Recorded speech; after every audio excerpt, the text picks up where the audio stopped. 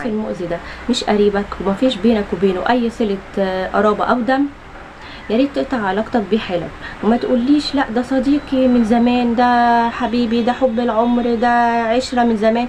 لا، عايزه اقول لك لو العشرة دي هتأذيك والشخص ده هيقلل منك ويوجعك ويكسرك ويخليك كل يوم تنام مكسور، فاقطع علاقتك بيه احسن، لان صحتك النفسيه اهم من كل شيء. مفيش حد بيحب حد بيوجعه، مفيش حد بيحب حد بيجرحه، مفيش حد بيحب حد بيقلل منه، مفيش حد بيحب حد بيستكتر عليه الخير، مفيش حد بيحب حد يعامله بمزاجه يعاملك حلو وبمزاجه يعاملك وحش. فبلاش تأذي نفسك نفسيا، وبلاش تبقى متاح دايما للاشخاص اللي بتأذيك. لا، اعمل دايما موقف معاهم، وان انت ما ينفعش تعاملني كده.